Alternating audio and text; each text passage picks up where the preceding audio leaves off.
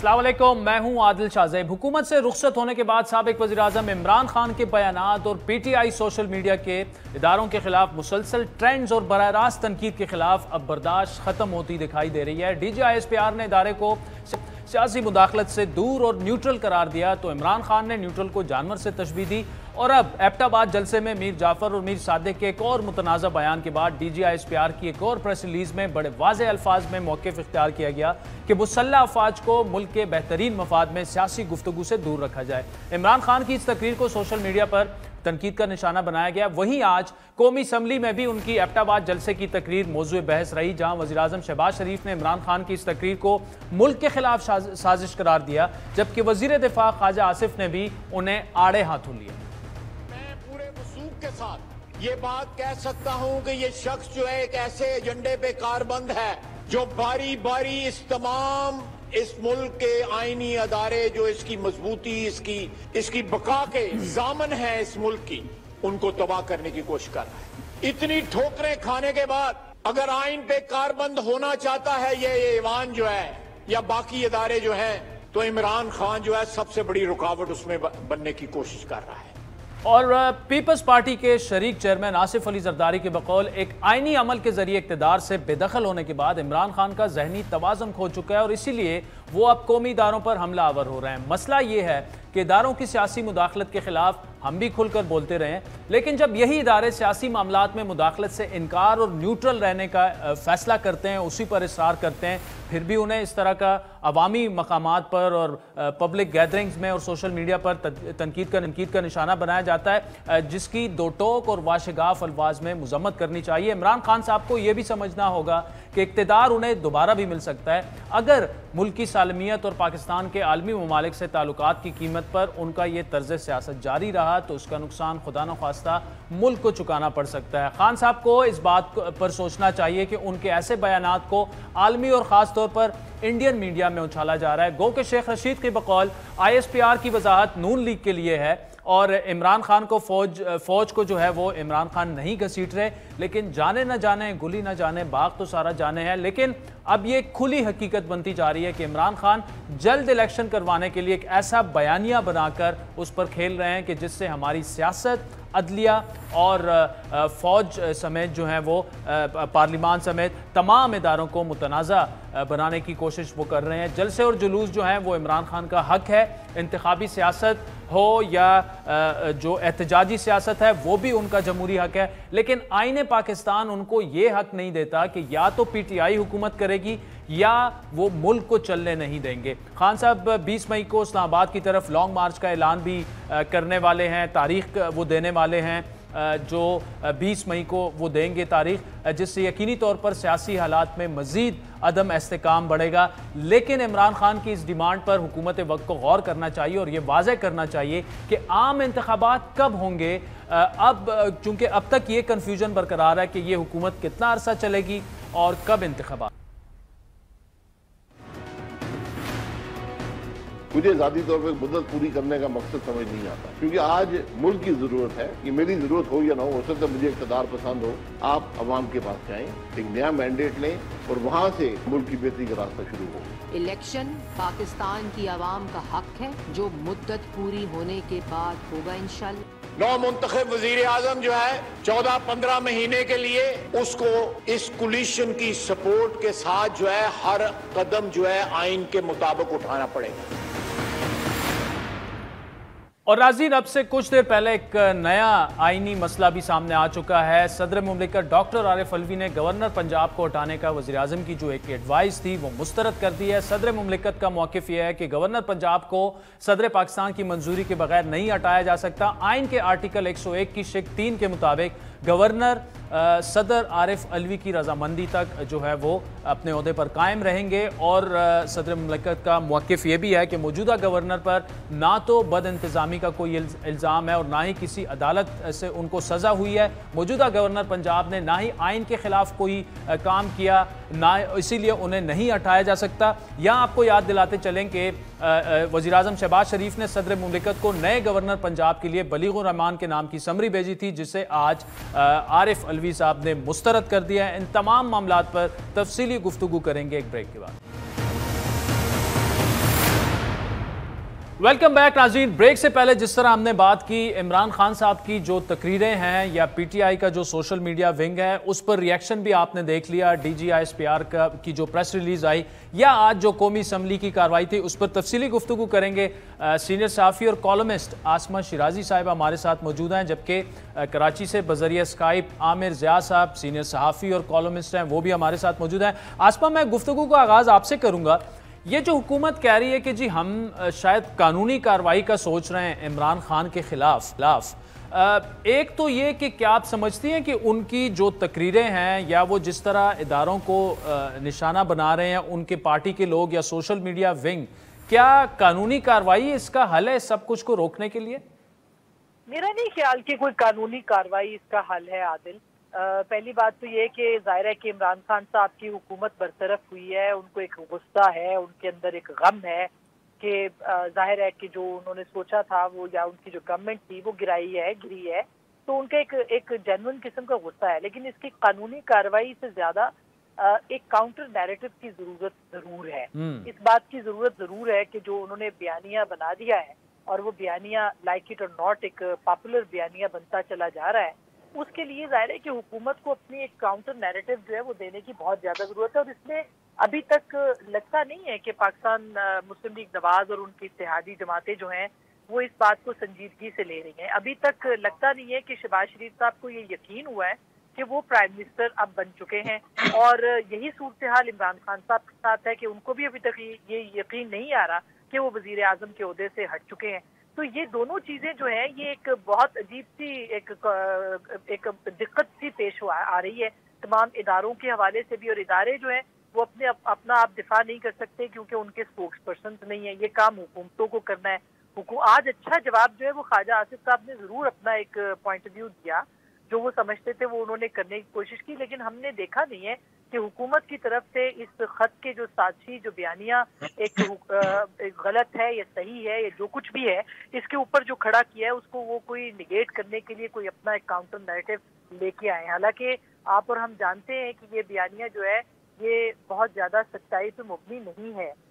ये एक धमकी आमेज खत जो है ये हिंदुस्तान को भी लिखा गया है, पाकिस्तान के पास भी ये खत आया, लेकिन उसको जो जवाब है वो हुकूमत जो है वो नहीं दे सक रही। उसका जवाब वो मुतमईन नहीं कर पा रही इमरान खान साहब के जो फॉलोअर्स हैं, उनके जो सपोर्टर्स हैं, उनके साथ जो खड़े हैं लोग, उनको कि ये गलत बयानिया है जो कि बनाया जा रहा है या किया जा रहा है। तो मेरा ख्याल है इसके ऊपर अपोजिशन हुकूमत को जो है वो अपना एक नैरेटिव बनाने की देना होगा। अच्छा आमिर साहब, यही सवाल जो आसपा ने एक पॉइंट उठाया कि लग रहा नहीं है कि इमरान खान का जो बयानिया है वो गलत है, ठीक है, वो तो हमें तारीख भी बता देगी और जो हमारे सामने अब तक हकायक है उसमें कोई ज़्यादा वजन नहीं है, लेकिन उस बयानिए का जो इम्पैक्ट है वो हमें नीचे तक जाता नजर आ रहा है। इमरान खान का जो वोटर है, जो उनका फॉलोअर है, उसके अलावा अवाम में भी उनका ये वाला जो बयानिया है उसकी मकबूलियत आहिस्ता आहिस्ता हमें बढ़ती दिखाई दे रही है। लेकिन क्या हुकूमत वक्त उनके पास कोई ऐसा नैरेटिव है वो बनाने में कामयाब हो सकते हैं कि इसको काउंटर करें इमरान खान के बयानिए को? आदिल देखिए, हमारी जो सियासत की रिवायत रही है उसमें यह होता है कि जब भी कोई नई हुकूमत आती है तो हमेशा वो अपनी मकबूलियत की इंतहाओं पर होती है, और कम से कम उसकी कहते ना गैर मकबूल होने में उसको 2 साल 3 साल का अरसा लगता है। अब यहाँ पर पहली बार मैं समझता हूँ, मुझे याद नहीं पड़ता अपनी 30 साल सहाफत की जिंदगी में कि मैंने किसी हुकूमत को डे 1 पर इतना गैर मकबूल देखा हो और उसकी जो लेजिटिमेसी है उसको क्वेश्चन किया जा रहा हो और उसको जो है गैर आईनी और गैर कानूनी करार दिया जा रहा हो। बिल्कुल इसी तरह, खैर वो तो पीटीआई को भी कहा गया था, लेकिन जिस तरह से इसके साथ हो रहा है मुझे याद नहीं पड़ता किसी हुकूमत के साथ हुआ हो। और इसी तरह हम देखते हैं कि रिवायत हमारी हमेशा रहेगी कि जब कोई हुकूमत जाती है जो आज के खिलाफ है वो इंतहाई ज्यादा गैर मकबूल होती है अवाम की नजर में, और उसको दोबारा रीगेन करने में 2-3 साल 4 साल लगते हैं। लेकिन यहाँ पर आप देखिए कि इमरान खान साहब डे 1 से 2020 मैच की तरह खेल रहे हैं और उनकी मकबूलियत आहिस्तगी से नहीं, मैं समझता हूँ बड़ी तेजी से बढ़ी है। और जो उनकी अपनी सियासी जिंदगी है 1996 से लेकर आप देख लें 26 साल की, उसमें कभी वो इतना मकबूल नहीं हुए, क्योंकि सिर्फ ये पीटीआई के फॉलोअर उनके साथ नहीं है। मैं समझता हूँ बहुत सारे जो न्यूट्रल पाकिस्तानी, गैर जानिबदार पाकिस्तानी होता है, वो भी आज इमरान खान के साथ है। और वो उसकी वजह हमें वो सवाल उठाना चाहिए कि ऐसा क्यों है कि वही इमरान खान जिसको सब लोग तनकीद का निशाना बना रहे थे कि जी महंगाई कर दी और चीजें मैनेज नहीं हो रही, एकदम इतने मकबूल क्यों हो गए। तो ये मेरे ख्याल में बड़ा अहम सवाल है। उसका जवाब आपको ये मिलता है कि जनाब ये जिन लोगों को बकौल इमरान खान के मुसल्लत किया गया है इस वक्त, उन लोगों की क्रेडिबिलिटी पर सवाल ये निशान है। उन सब पर अब बेशक उनकी कन्विक्शन हुई हो ना हुई हो, लेकिन उन पर जितना बदनवानी के इल्जामात हैं, और वो इल्जामात जो हैं एक दो दिन के नहीं हैं, वो सिर्फ पीटीआई ने नहीं लगाए, वो इल्जामात आप देखें कि पीपल्स पार्टी ने नून लीग पे लगाए, नून लीग ने पाकिस्तान पीपल्स पार्टी ने लगाए, और वो तमाम इदारे जिनको आज जो है मरियम साहिबा भी तनकीद का निशाना बनाती हैं और जनाब उनके जो हमनवा हैं वो भी बनाते हैं, और बकौल आपके इमरान खान साहब भी बना रहे हैं, वो खुद कहा करते थे कि जी कितने बदनवान हैं। तो एक अजीब पेचीदा सूरत हाल हो गई कि जिसकी आपको माजी में नजीर नहीं मिलती। और मैं समझता हूं कि इतनी एक्सप्लोसिव सिचुएशन है, जिस तरह से हमारी मईशत की बहुत बुरी हालत है, उसके ऊपर सख्त फैसले करने का वक्त है, लेकिन क्योंकि हुकूमत दबाव का शिकार है तो ये दुरुस्त फैसले भी नहीं कर सकती। तो हम लोग बहुत तेजी से डिफॉल्ट। अच्छा आमिर साहब, मैं मईशत पर आपके पास दोबारा आऊंगा। आसमा साहब ये बताएं, जो आमिर ज़ाद जिस जानिब इशारा कर रहे हैं कि इस वक्त देखें एक तो बड़ी टॉक्सिक सिचुएशन है और पोलराइजेशन की जानिब हम बिल्कुल फंस चुके हैं एक तरफ, क्या मौजूदा हुकूमत ने ये एक्सपेक्ट किया होगा कि ये चैलेंजेस इतने तेजी से इनके सामने आ जाएंगे? क्योंकि देखें एक तरफ अगर हम देखें ये पॉलिटिकल सिचुएशन साइड पे कर लें, इस सब कुछ का इम्पैक्ट हमारी मईशत पर पड़ रहा है। अगर स्टॉक एक्सचेंज देखें या रुपए देखें, चैलेंजेस बहुत ज़्यादा हैं। मौजूदा हुकूमत इन चैलेंजेस से निमटना जो है आपके ख्याल में निकलने की सलाहियत रखती है और निकल आएगी, या मामला जो है वो काफ़ी गड़बड़ा है? मेरा ख्याल है कि निकल सकती है, लेकिन बहुत ज्यादा प्रॉब्लम होगा, क्योंकि इमरान खान साहब ने अभी एक 20 के बाद की एक कॉल भी दे दी है, और एक जाहिर है कि एक पॉलिटिकल इंस्टेबिलिटी की वो पूरी तरह से कोशिश भी कर रहे हैं, और हो भी सकती है जिससे और ज्यादा मईशत नीचे होगी। लेकिन ये याद रखा जाए कि अभी इस हुकूमत के 1 महीना मुकम्मल होने में भी 2 दिन है, और ये भी एक रियलिटी है कि मईशत जिस हालत में इस हुकूमत को मिली है, एक बहुत बड़ा चैलेंज है। इमरान खान साहब को बहुत अच्छे सूरत हाल में मईशत मिली थी, लेकिन जो सूरत हाल आपके सामने है, हम सब ने देखी है पिछले 3.5 साल के अंदर जो मईशत जिस तरह चलाई गई है, जिस तरह से इदारे बर्बाद हुए हैं, तबाह हुए हैं, माशी सूरत हाल, लोगों को ये बात बिल्कुल नहीं भूलनी चाहिए कि ये सारी सूरत हाल जो इस हुकूमत के सामने आई है, ये अभी की पैदा करदा नहीं है, ये पिछले 3.5-4 साल, बल्कि आप उसके भी पीछे ले जाए वो उस वक्त भी ये सूरत हाल थी, लेकिन यही जब निगरान सेटअप बना था, तो ये अचानक तो ठीक नहीं होगी, और ये बात एक हकीकत के तौर पर तस्लीम करनी चाहिए। और मेरा ख्याल है इतना वक्त तो जब हमें कहा जाता था मुस्बत रिपोर्टिंग के लिए, तो उस वक्त भी हम ये करते थे कि हम कहते थे कि खान साहब को वक्त मिलना चाहिए, और उनके 100 दिन 6 महीने की टाइमलाइन थी, 6 महीने मुस्बत रिपोर्टिंग, बिल्कुल 100 दिन का भी था, फिर 6 महीने की टाइमलाइन भी थी, तो वो सारा चीजें जो थी वो हो रही थी। तो इतना वक्त इस गवर्नमेंट को भी मिलना चाहिए। जहां तक ये आपने बात की कि शायद ये जहनी तौर पर तैयार नहीं थे, इनका पहला एजेंडा तो जाहिर है यही था कि इमरान खान को आपने हटाना है, तो इमरान खान को उन्होंने हटा दिया। अब उनका जो अगला एजेंडा है वो एक मिसाक मईशत या मईशत की मजबूती के हवाले से है, वो रिफॉर्म्स के हवाले से है, वो उनको इंतखाबी इस्लाहात करनी है, बहुत सारी चीजें हैं। अब कल से एक नया जो मामला वो शुरू हो गया है कि सदर साहब ने समरी रिजेक्ट कर दी प्राइम मिनिस्टर की, ये भी एक अनकॉन्स्टिट्यूशनल चीज है। ये किसी आइन में नहीं लिखा हुआ कि वजीर आजम दूसरी बार भी समरी भेजे और सदर मुमलिकत जो है उसको मुस्तरद कर दे, बल्कि उनको तस्लीम करना होता है। तो एक नया बहरान पीटीआई ने बना दिया है, और अब लाइक इट और नॉट उनको बहरान बनाने आते हैं, लेकिन इस नई हुकूमत को उन बहरानों को समेटना नहीं आता। तो ये एक बहुत बड़ा प्रॉब्लम है जो कि बन चुका है। तो अब जाहिर है कि अब इस तरह की सूरत हाल में प्रोएक्टिव अप्रोच चाहिए होगी। हालांकि ये 8 जमातों की हुकूमत है, ये 3.5 करोड़ वोट लेके आई हुई हुकूमत है, यानी इत्तेहादी हुकूमत है, इनके पास वोट बैंक भी है, इनको नैरेटिव भी बनाना आना चाहिए, लेकिन अभी तक वो मेरा ख्याल है समझने की सलाहियत है या नहीं, लेकिन समझने की कोशिश कर रहे हैं कि उनको कैसे निमटना है, वो कॉन्फिडेंस लेने की कोशिश कर रहे हैं। ऊपर से इमरान खान साहब जाहिर है कि वो जिस तरह से उनकी एक मीडिया स्ट्रेटजी है, वो जिस तरह से लोगों को अप्रोच करते हैं, वो जिस तरह से अपना बयानिया बनाते हैं, इसमें उनका कोई सानी नहीं है। ये बात तो उनके दुश्मन भी तस्लीम करते हैं। तो जाहिर है इस सूरत हाल में अब कैसे इनको चलना है ये एक बहुत बड़ा चैलेंज है इस हुकूमत के लिए। और इलेक्शन के लिए बहुत से लोग कह रहे हैं कि अपने वक्त पे इलेक्शन जो है वो उससे पहले करा देनी चाहिए।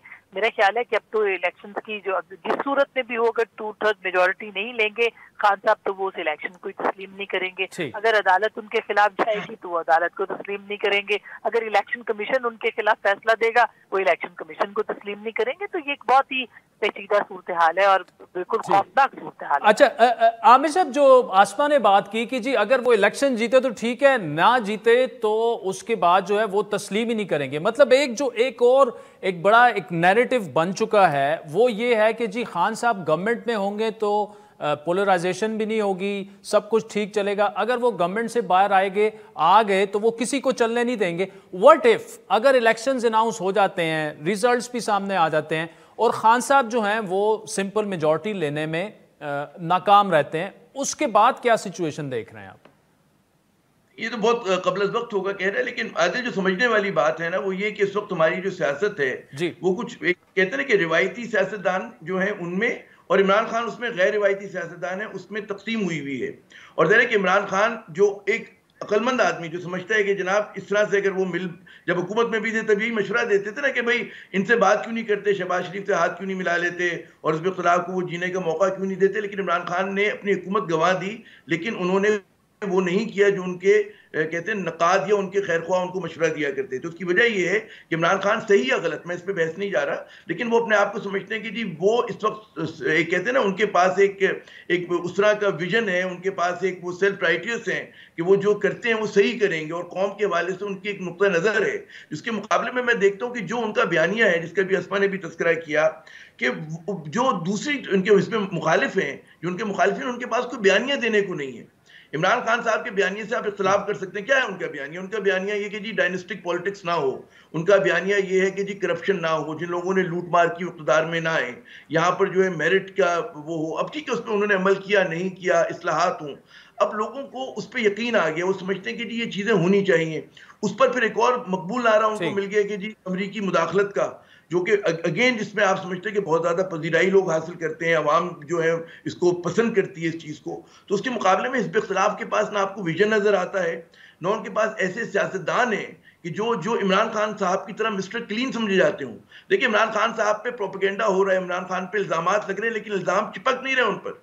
इमरान को उनके चाहने वाले, उनके हत्ता कि मैं कहूँगा न्यूट्रल लोग भी वो समझते हैं जी mister clean of Pakistani politics is Imran Khan और कोई नहीं है। उसके मुकाबले में जितने सियासतदान हैं सारे के सारे कॉम्प्रोमाइज हैं। House of Zardari and house of Sharif इंतहाई कंट्रोवर्शियल है जी। ठीक, चले आमिर ज़ा साहब, आसमा शिराजी साहिबा, thank you so much for joining. वक्त चाहता है एक ब्रेक का, जिसके बाद गवर्नर पंजाब को हटाने की समरी सदर मुमलिकत ने मुस्तरद कर दी। खबर आपसे शेयर कर चुके हैं, उस पर तफसीली गुफ्तगू करेंगे। साबिक अटॉर्नी जनरल इरफान कादिर साहब हमें ज्वाइन करेंगे ब्रेक में। वेलकम बैक नाज़रीन। जिस तरह ब्रेक से पहले भी बात हुई, सदर मुमलिकत डॉक्टर आरिफ अलवी ने गवर्नर पंजाब को हटाने की जो वज़ीर आज़म की एडवाइस थी वो मुस्तरद कर दी है। डॉक्टर आरिफ अलवी का मौक़िफ़ यह है कि गवर्नर पंजाब को सदर पाकिस्तान की मंजूरी के बगैर नहीं हटाया जा सकता और उनके बकौल आइन के आर्टिकल 101 की शिक 3 के मुताबिक गवर्नर सदर मुमलिकत की रजामंदी तक ओहदे पर कायम रहेगा। इस पर बात करेंगे साबिक अटॉर्नी जनरल और मारूफ माहिर कानून जनाब इरफान कादिर साहब हम मौजूद हैं। इरफान कादिर साहब, बहुत शुक्रिया। सर, कैसे देख रहे हैं आप इस डिसीजन को और जो सदर मुमलिकत आइन के आर्टिकल 101 शिक 3 का हवाला दे रहे हैं? इसका मतलब तो ये हुआ है कि सदर मुमलिकत ही डिसाइड करेंगे, वो फाइनल अथॉरिटी हैं कि जी गवर्नर ने जाना या नहीं जाना, और प्राइम मिनिस्टर की एडवाइस कोई मैटर नहीं करती। सदर मुमलिकत को मेरा ख्याल है ये इस आर्टिकल की समझ ही नहीं आई, या जो उसके जो मशीरान हैं उन्होंने इनको सही तरह समझाया ही नहीं है। क्योंकि ये जो आप जिस तरह फरमा रहे हैं कि उन्होंने शिक 3 आर्टिकल 101 उसको बरूए कार लाते हुए गवर्नर की जो एडवाइस है वजीर आजम की उसको नहीं माना, तो शिक जो 3 है 101 की वो आइसोलेशन अलहदगी में नहीं पढ़ी जाएगी, बल्कि शिक 3 को आप शिक 1 से मिला के पढ़ेंगे। और शिक 1 में साफ तौर पे लिखा हुआ है कि गवर्नर की तैनाती जो है सदर पाकिस्तान वजीर आजम के मशवरे से करेंगे। लिहाजा अगर दोनों को मिला के पढ़ें तो उससे जो उसकी जो लेटर और स्पिरिट जो बनता है वो ये बनता है कि अगर वजीर आजम मशवरा दे दें कि कोई शख्स गवर्नर ना रहे या नए गवर्नर को अपॉइंट किया जाए, तो वो मशवरे के सदर पाकिस्तान आर्टिकल 101 के मुताबिक और शिक 1 और शिक 3 के मुताबिक मिला के अगर सबको पढ़े तो सदर पाकिस्तान पाबंद हैं उस पर अमल करने के, क्योंकि अटर्नी जनरल का जो आर्टिकल है वो 100 है और वहां पे एडवाइस का लफ्ज है ही नहीं, लेकिन यहाँ पे तो एडवाइस का लफ्ज है। तो अगर वहां पे सदूर जो है हमेशा मानते रहे हैं बात वजीर आजम की, जहाँ पे कि एडवाइस का जिक्र ही नहीं है, तो यहाँ पे क्या अमर माने है कि यहाँ पे ना माना जाए। तो ये तो बल्कि लगता है कि यहाँ तो सदर पाकिस्तान को बिल्कुल इन आर्टिकल्स की समझ ही नहीं है और हम ऐसे लोगों को सदर लगा देते हैं जो कि कानून को समझ ही नहीं सकते। हालांकि ये तो सबसे बड़ी कानूनी पोजीशन जो होती है वो सदर पाकिस्तान की है और यहाँ फिर वो ये जानबूझ के वायलेट कर रहे हैं कॉन्स्टिट्यूशन को। तीसरी तो कोई वजह नहीं हो सकती। अच्छा इरफान कादिर साहब, अब इसके बाद क्या होगा? क्या एक दफा फिर ये मामलात जो हैं वो हम देखेंगे कि सुप्रीम कोर्ट में चले जाएंगे और वहां ये फैसला होगा? जिस तरह पंजाब की वजीर आला का इंतखाब था और वो पूरा सारा लाहौर हाई कोर्ट के फैसले के मुताबिक आखिरकार वो हो ही गया, लेकिन ये कहाँ जाएगा मामला? अब सुप्रीम कोर्ट जो है वो ना सदर की बॉस है, ना वो वजीर आजम की बॉस है, ना वो आइन से ऊपर है। हम हर मामले में फौरन सुप्रीम कोर्ट पहुंच जाते हैं और जब सुप्रीम कोर्ट में इस तरह के मामले जाते हैं, चूंकि जजेस के करने की ये चीज नहीं होती, तो अदलिया जो है उसको भी आप एक कंट्रोवर्सी में खींच लेते हैं और फिर जो इस तरह के केसेस में जो अदलिया की जो यानी जो मुतनाज़ा अदलिया हो जाती है हमारी, वो एक बड़ा अनफॉर्चुनेट एस्पेक्ट है। तो ये तो मैं समझता हूँ कि इनको खुद चाहिए इंतजामी तौर पे इसको हल करें, क्योंकि अगर सदर या गवर्नर आइन से इनराफ करने शुरू कर दें तो वजीर आजम ने तो ओथ उठाया हुआ है ना कि हम आइन के मुताबिक चलेंगे। तो ऐसे सदर या ऐसे गवर्नर को फिर जो आपने जो रियासती मशीनरी दी हुई है वो आपको चाहिए कि उसका बिल्कुल रियासती मशीनरी को वहां से विड्रॉ करें।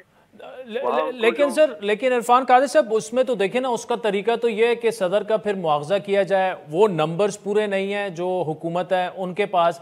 अब क्या हुकूमत क्या करेगी? वजीर आजम ने एक एडवाइस दे दी और आइन के मुताबिक सदर मुमलिकत को उस पर अमल करना था, वो हमें होता नजर नहीं आ रहा।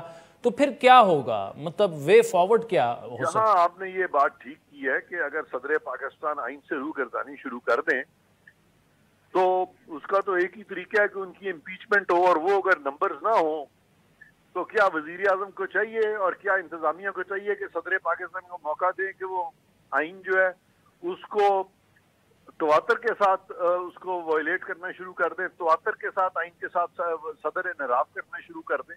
तो इसकी इजाजत तो नहीं दी जा सकती और इसके लिए जरूरत नहीं है कि आप हर मामले में अदालतों के पास जाएं। अदालतों के पास कोई ज्यादा ताकत नहीं है। ताकत सबसे ज्यादा मैं समझता हूँ वजीर आजम के पास खुद होती है और वजीर आजम को चाहिए और उनकी जो पूरी कैबिनेट है उनको चाहिए कि इस पे कोई लाया अमल तैयार करें ताकि सदर को कम से कम इस तरह की चीजें तो ना करने दें जो कि बिल्कुल गैर आईनी है। ठीक। अच्छा साहब, मुख्तसरन क्या कोई कानूनी रास्ता ऐसा मौजूद है सुप्रीम कोर्ट या अदालतों में जाने के अलावा? क्या ऐसे कोई इख्तियारात शहबाज शरीफ साहब इस्तेमाल कर सकते हैं कि अपनी एडवाइस को इम्प्लीमेंट करवा दें? बिल्कुल। मसलन वो लॉ मिनिस्टर से पूछ सकते हैं कि आप हमें बताएं कि इन हालात में हम क्या करें, और लॉ मिनिस्टर जो है उनको लिख के बताएं कि जी मेरे ये रीजंस हैं, आप ये इकदाम करें इस पे, ताकि हुकूमत जो है वो चलती रहे। और उस पे अगर आपने क्रॉस चेक करना है तो लॉ उस पे अटॉर्नी जनरल को भी शामिल करने, लॉ मिनिस्टर को शामिल करने, सारी कबीना शामिल हो जाए, वजीर आजम खुद शामिल हो जाए, इस पे बैठे, कम से कम आधा पौना घंटा 2 घंटे मीटिंग करें और वो खुद इस नतीजे पे पहुंचेंगे कि किस तरह से आइन शिकनी अगर सदर या गवर्नर कर रहे हैं तो उसको रोका जा सकता है। बिल्कुल इसके कोई ना कोई तरीका निकलेगा। ये कहना कि हुकूमतें जो है इतनी बेबस हैं कि अगर सदर आइन को वायलेट करे तो फिर आइन को फॉलो नहीं करना, सदर को फॉलो करना है भी, क्यों सदर को फॉलो करना है फिर?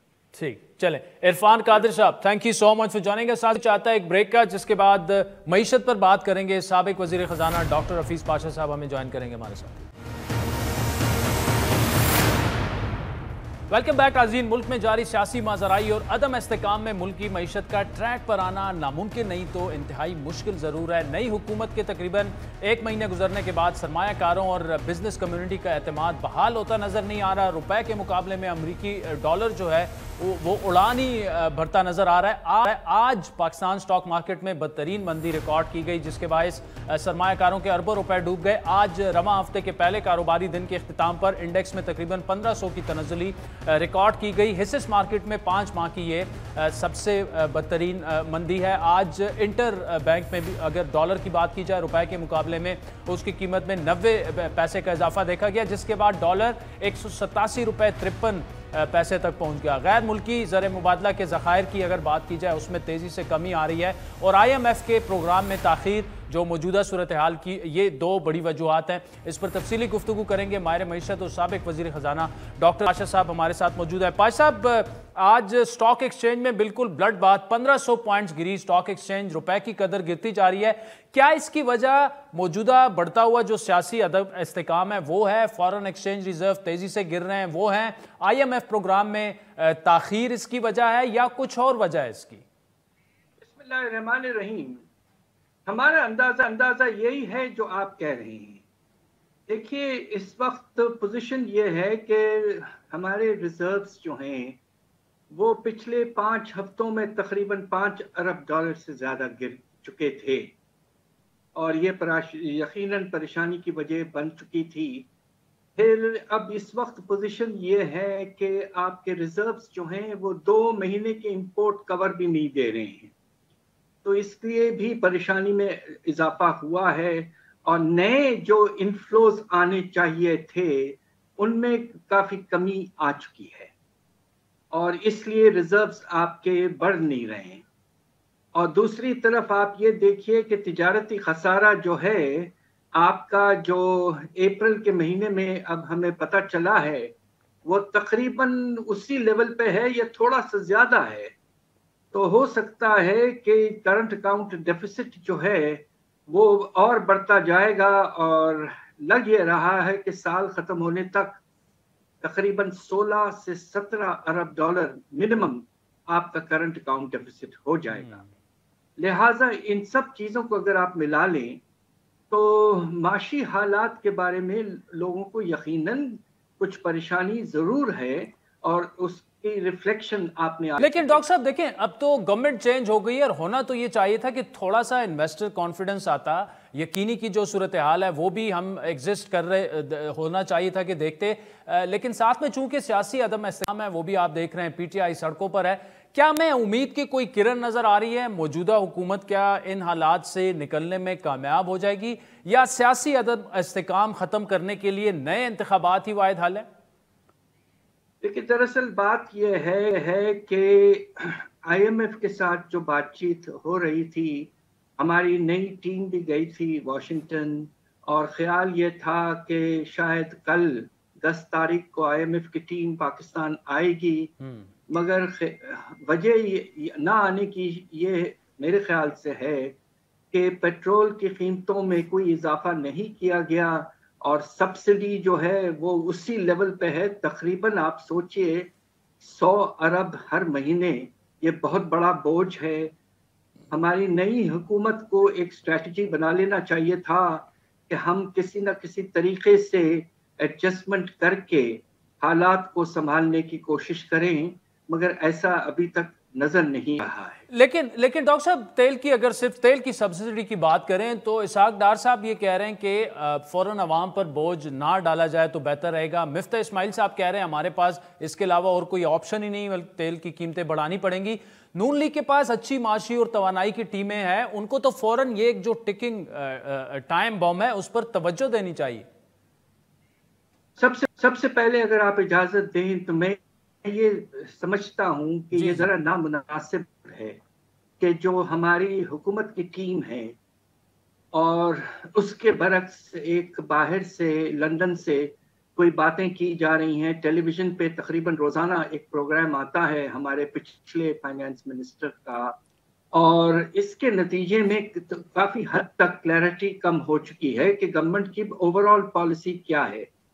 हमारी गुजारिश ये है कि आप अंदरूनी तौर पर आपस में तय कर लें और फिर अगर आप मीडिया में आना चाहें तो एक ही स्टैंड होना चाहिए। ये सिग्नल्स जो हैं ये नामुनासिब हैं, इससे कंफ्यूजन भी पैदा हो रहा है और मार्केट में भी अनसर्टनिटी इसलिए पैदा हो रही है कि क्लैरिटी नहीं है कि नई हुकूमत की इकोनॉमिक स्ट्रैटेजी क्या है। ये बड़ा मसला बनता जा रहा है। हमारी गुजारिश ये है कि दो राय एक वक्त पे आना नामुनासिब। अच्छा डॉक्टर साहब, सऊदी अरब से तो काफ़ी उम्मीदें वाबस्ता थी, लेकिन वहाँ से जो हमें वहाँ से बताया गया कि ऑल टुगेदर कोई एक्सटेंडेड फैसिलिटी और फिर ऑयल मजीद डिफर्ड पेमेंट्स पे देंगे, लेकिन कोई ठोस चीज़ अभी तक सामने नहीं आई। और बाज़ तज्ज़ियाकार ये समझते हैं कि अगर हम सऊदी अरब नहीं बल्कि बाकी ममालिक में भी चले जाएं तो उनके जहनों में ये होगा कि हमें अभी तक ये पता नहीं है कि ये हुकूमत कब तक रहेगी। ये हुकूमत 6 महीने है, 8 महीने है, टर्म पूरा करती है, तो क्यों ना ये ममालिक इंतज़ार करें कि एक नई गवर्नमेंट आए इलेक्शंस के बाद, और जो भी वो मुआहदे करें तो उन्हें पता होगा कि ये हुकूमत आगे 5 साल चलनी है। कितना वजन है इसमें? बात दरअसल ये है कि वक्त कम है, हालात काफ़ी ख़राब हो चुके हैं और इस वक्त हमें रोज़ाना के बेसिस पर आगे बढ़ना है। अब आप ये देखिए कि जो हमारे लेंडर्स हैं जिन्होंने हमें डिपॉजिट्स दिए हैं या स्वैप फंड्स दिए हैं, उनकी यकीनन थिंकिंग ये होगी कि पाकिस्तान की जो क्रेडिट वर्दीनेस है वो इस पे मुनस्सिर है कि एक हमारे पास एक छतरी हो, मुनासिब छतरी IMF प्रोग्राम है। हमारी हुकूमत को प्रायोरिटी देना चाहिए था कि IMF प्रोग्राम जो है उसका 7वां रिव्यू कंप्लीट होता और 8वें रिव्यू की तरफ आगाज हो जाता। ऐसा नहीं हुआ है, इसलिए भी अनसर्टनिटी जो है हमारे जो लेंडर्स हैं उनको इस बात की यकीनन परेशानी है। आम तौर पे रोल ओवर्स उस वक्त दिए जाते हैं जब एक IMF प्रोग्राम का अम्ब्रेला मौजूद हो, जो कि इस वक्त सस्पेंशन की स्टेट में है। अच्छा डॉक्टर साहब, इन्वेस्ट कॉन्फिडेंस बिल्ड करना, मार्केट का कॉन्फिडेंस बिल्ड करना, क्रेडिट एजेंसीज का, फिर IMF का, क्या उसके लिए ज़रूरी है कि बजट जितना जल्दी हो पेश कर दिया जाए और उसके बाद रिफॉर्म्स करके जल्द आम इंतखाबात की डेट का ऐलान कर दिया जाए? शायद तभी हम पाकिस्तान की मईशत में कुछ इस्तेकाम देखेंगे, या आप समझते हैं कि मौजूदा हुकूमत को टर्म पूरी करनी चाहिए? मैं purely economic point of view से बात कर रहा हूँ। दरअसल आपने, मैं समझता हूँ, एक मुनासिब बात की है। हालात की अनसर्टनिटी को कम करने के लिए हुकूमत जो है उनकी पूरी कोशिश ये होनी चाहिए कि बजट जो है वो जल्द से जल्द ले आए। और मेरा तो ख्याल ये है कि तकरीबन मई के आखिरी हफ्ते में लेटेस्ट बजट आ जाना चाहिए और उस बजट में एक कॉम्प्रिहेंसिव पैकेज हो टैक्स रिफॉर्म्स का, जिसके नतीजे में जो हमारा कॉस्ट आ रहा है सब्सिडीज बढ़ने की वजह से उसमें हम कमी ला सकें। और साथ साथ कोशिश ये होनी चाहिए कि अच्छे सख्त इक़दामात लिए जाएं कि खर्चों में कुछ कमी हासिल करें। ये एक बहुत बड़ा सिग्नल होगा। और अगर इस वाकई अच्छे पॉलिसीज लाते हैं टैक्स रिफॉर्म्स और एक्सपेंडिचर कंट्रोल्स के, तो यकीनन IMF भी इस बात से इम्प्रेस होगा, मार्केट भी इम्प्रेस होगा और इंशाल्लाह हम फिर आगे बढ़ पाएंगे। टॉप प्रायोरिटी इस वक्त हुकूमत की यह होनी चाहिए कि इलेक्शन जब हो वो बात की बात है, इस वक्त बजट टॉप मोस्ट प्रायोरिटी होना चाहिए। एक मुनासिब, well thought out, well planned budget पेश करें। अल्लाह के फजल से एक कोएलिशन है जिसमें 9-10 पार्टियां हैं, मिलजुल कर बैठ के एक कॉम्प्रिहेंसिव प्रोग्राम बनाकर बजट पेश करें। मुझे पूरा यकीन है उसके बाद में मार्केट में कॉन्फिडेंस पैदा होगा और IMF भी हमारे साथ चल पड़े। चलिए डॉक्टर पाशा साहब, thank you so much for joining us. नाज़रीन, आज के प्रोग्राम पर आपके फीडबैक के मुंतज़िर रहेंगे। हमारा ट्विटर हैंडल है @आदिलशाहज़ेब। मुझे मेरी टीम से मेरी इजाज़त दीजिए। हर पीर से जुमेरात अपने पसंदीदा show live with Adil Shahzeb को यूट्यूब पर देखने के लिए डॉन न्यूज़ के ऑफिशियल यूट्यूब चैनल पर आएं और सब्सक्राइब करके बेल आइकॉन भी प्रेस करें।